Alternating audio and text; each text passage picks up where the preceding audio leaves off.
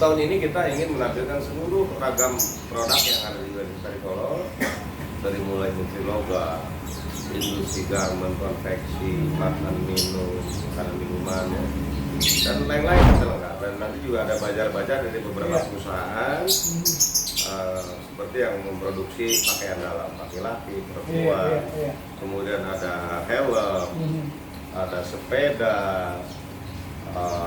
ya macam-macam lah. Itu semuanya insya Allah ada. Expo pertama kita juga mandiri, ya dengan swadaya lah. Penganggaran dari APBDes, dari dana yang dikelola oleh desa. Dan saat ini pun sama. Saat ini saya walaupun saya sebagai kepala desa Tarikolot, saya tidak menganggarkan satu rupiah pun dari APBDes. Jangan lupa like, komen, dan subscribe channel ini ya. Terima kasih.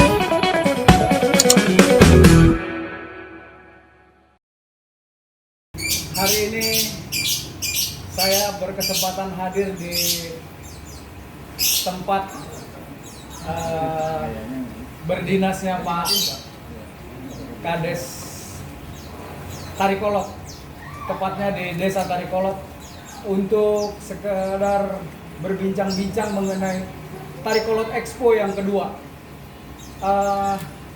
Tarikolot Expo yang pertama pernah diadakan di tahun 2013, sudah sukses, dan kali ini akan diselenggarakan kembali oleh Kepala Desa Wawan Kurniawan, bahwasanya Tarikolot Expo yang kedua ini harus lebih sukses daripada Expo yang pertama. Untuk lebih jelasnya, yuk kita ikutin ngobrol kita dengan Pak Kades Haji Wawan Kurniawan. Selamat sore Pak Wawan. Sore Kang Yasmi. Udah 2 kali nih kita punya kesempatan hadir. Kalau nggak ada program yang luar biasa, Citerpedia juga nggak ngerasa terpanggil Pak untuk bisa wawancara dengan Pak Kades. Kebetulan saya menilai ide yang Pak Kades lontarkan tentang Tarikolot Expo itu termasuk yang luar biasa Pak. Kenapa saya bilang luar biasa? Karena di Kabupaten Bogor itu kurang lebih 400 desa Pak, ya, yang bisa melontarkan gagasan ide untuk mengadakan expo. Itu ya kurang lebih cuma Desa Tarikolot. Apa sebenarnya target daripada Tarikolot Expo itu Pak? Jadi begini, Tarikolot ini terkenal dengan industri kreatif, industri lokal. Itu memang sudah temurun dari pakai buyut, dari zaman dulu sampai sekarang ini masih menjadi salah satu usaha andalan masyarakat di wilayah Tarikolot. Inilah yang menjadi ide untuk bagaimana pemerintah desa bersama para lembaga untuk mengekspos potensi lokal yang ada di Desa Tarikolot ini supaya dikenal oleh kalangan yang lebih luas. Kita sudah pernah melaksanakan Expo ini di tahun 2013. Kebetulan saya sendiri yang membidani itu. Dan sebetulnya target kita dari tahun 2020 ingin melanjutkan lagi Expo ini menjadi ajang tahunan. Ajang tahunan. Hanya karena memang ada pandemi sehingga kita juga tidak dimungkinkan untuk menyelenggarakan kegiatan-kegiatan yang berpotensi mengumpulkan massa, ada kerumunan. Di tahun ini 2022, apabila pandemi sudah mulai sirna, sehingga kita bisa menyelenggarakan kegiatan Expo ini. Dan ini memang kita targetkan untuk bisa diadakan tiap tahun. Jadi ajang tahunan desa, pesta rakyat Desa Tarikolot. Jadi setiap tahun, insya Allah di setiap bulan Agustus, sekaligus memeriahkan dirgahayu yang tiap tahun dilaksanakan, diadakan. Nah, kita ada pesta rakyat sepekan Tarikolot Expo. Kita akan menampilkan nanti industri kreatif, industri logam, juga menampilkan potensi lain yang ada di wilayah Desa Tarikolot dan sekitarnya, di Kecamatan Citerep. Termasuk perusahaan-perusahaan yang ada di wilayah Desa Tarikolot, pabrik-pabrik juga akan ikut berpartisipasi dan tampil di Tarikot Expo. Kalau pembedanya Pak, dari yang episode pertama sudah sukses, sekarang di episode yang kedua Tarikot Expo, ada target pembedanya tuh apa Pak yang kira-kira belum ada di sesi yang pertama dulu, sekarang di yang kedua itu apa keistimewaannya? Gini, yang pertama itu dulu skalanya masih kecil. Iya. Dengan persiapan hanya 2 minggu dulu kita bisa menyelenggarakan skala kecil, kemudian juga yang dihadirkannya tidak maksimal. Ya, jadi tidak menampilkan keragaman yang ada produksi di wilayah. Iya. Nah, untuk tahun ini kita ingin menampilkan seluruh ragam produk yang ada di wilayah Tarikolot, dari mulai industri logam, industri garment, konveksi, makan minum, makanan minuman, ya, dan lain-lain, termasuk mungkin agrowisata. Fashion juga akan termasuk di dalamnya Pak? Ada. Fashion ya? Ya, semuanya ada. Karena minat anak-anak milenial di dunia fashion itu luar biasa Pak. Betul. Ketika Tarikolot bisa memberikan ruang untuk mereka yang punya hobi fashion, mungkin apa sih daya tariknya akan lebih gitu. Betul. Jadi semuanya insya Allah ada. Karena memang di kita ini sangat lengkap. Betul. Di kita lengkap. Dan nanti juga ada bajar-bajar dari beberapa perusahaan seperti yang memproduksi pakaian dalam laki-laki, perempuan. Iya. Kemudian ada helm, ada sepeda, ya macam-macam lah. Itu semuanya insya Allah ada. Kalau dari segi apa pembiayaan, tentunya kegiatan expo ini nggak sedikit membutuhkan biaya.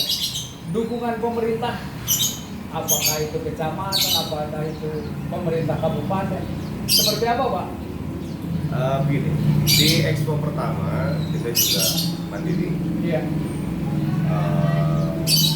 Ya dengan swadaya lah. Iya. Swadaya, swakelola, kita betul mandiri. Tidak ada bantuan dari pihak pemerintah, tidak ada penganggaran dari APBD, dari dana yang dikelola oleh desa.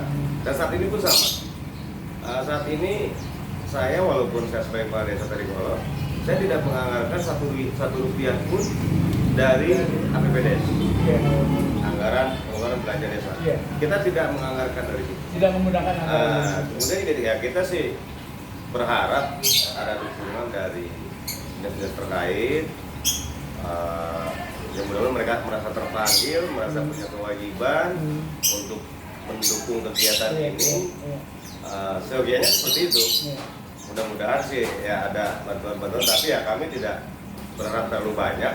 Ya, kami akan tetap tanpa bantuan dari pihak pemerintah pun kita akan berjalan. Harus berjalan. Kita akan berjalan. Harus sukses. Gitu. Kalau apa target pesertanya Pak?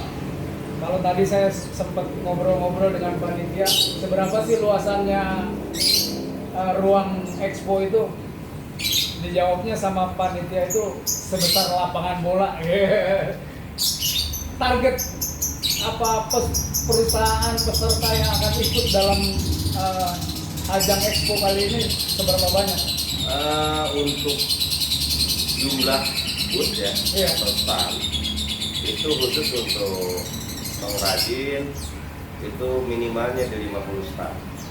Ya, ini untuk industri kreatif. Kemudian untuk perusahaan itu minimal 20. Ya, kemudian ada untuk warung kejujuran. Itu untuk penyandang disabilitas kita siapkan itu ada minimalnya di 14 booth. Kenapa 14? Karena di kita ada 12 desa, 2 kelurahan kecamatan gitu. Jadi kita akan membuat satu program yang namanya bantuan warung kejujuran untuk penyandang disabilitas yang ada di wilayah 12 itu ada 2 kelurahan kecamatan gitu. Nah, warung kejujuran itu begini Kang Yeti. Jadi untuk yang misalnya tunanetra atau ya punya keterbatasan lah ya secara fisik. Jadi pembeli itu dia ngambil sendiri barang dagangannya di situ, membayar dengan harga yang sudah ditentukan.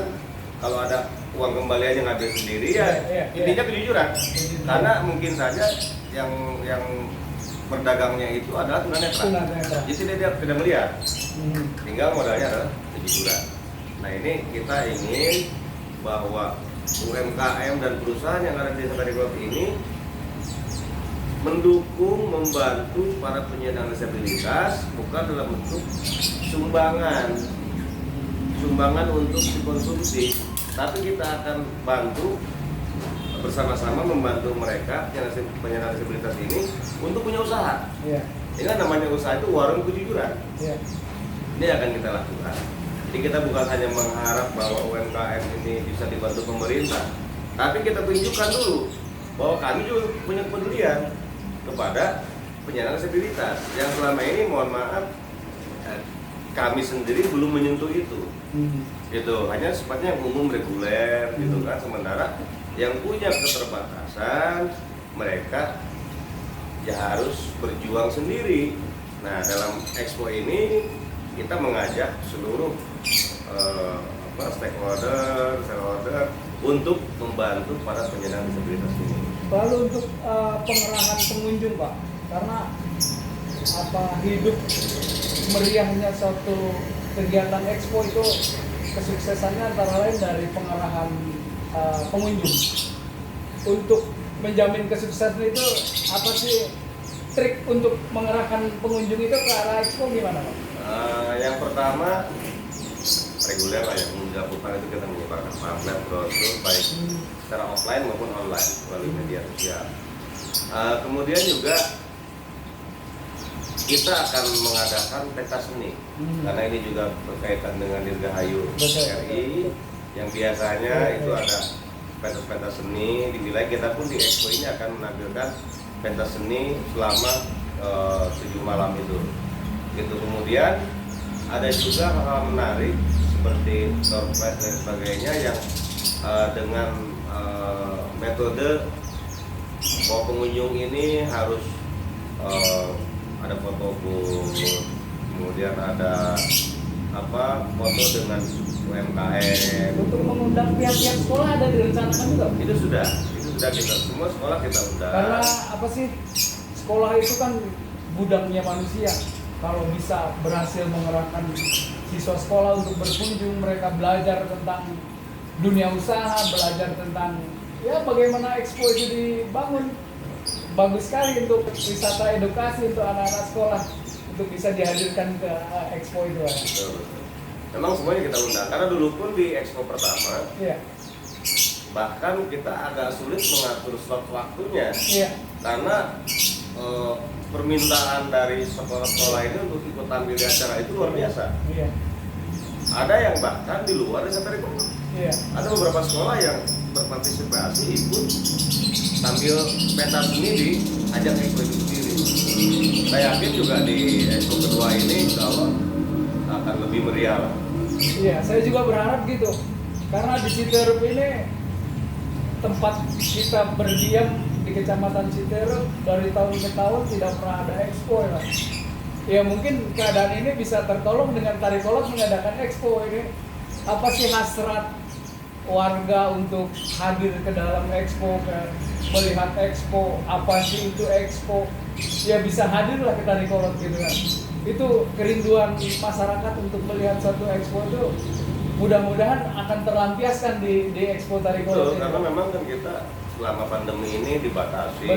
Untuk pasar tradisional pun dibatasi, ke mall dibatasi, terus penyelenggaraan acara-acara yang mengundang minat pengunjung ini juga dibatasi, bahkan tidak diizinkan. Nah, sekarang begitu kondisi sekarang sudah terbuka lebar, situasi pandemi sudah mulai berakhir, saya yakin ini masyarakat haus dengan hiburan, haus dengan shopping yang murah-murah lah gitu kan. Gitu, insya Allah Tarikolot ini akan ramai pengunjung.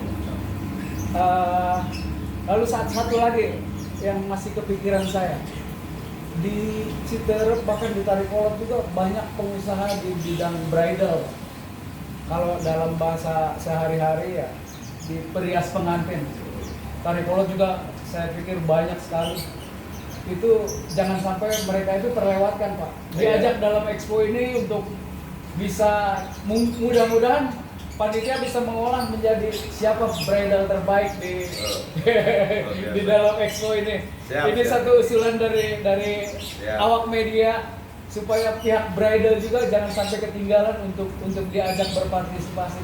Karena nanti dalam labelnya di dalam kegiatan expo itu barangkali mereka berkesempatan menjadi juara mungkin akan menjadi lonjakan orderan dia karena sudah juara gitu, Pak. Luar biasa, itu ide yang bagus. Kalau kami sangat terbuka dengan potensi apapun yang ada di wilayah Desa Tarikolot dan sekitarnya, khususnya di Kecamatan Citeureup, kami terbuka. Itu untuk semuanya ikut memeriahkan, ikut serta dalam ajang expo ini. Termasuk tadi rias pengantin atau hal-hal lain boleh. Kita sangat terbuka. Jadi tidak ada pembatasan, kita tidak kaku lah. Tidak kaku.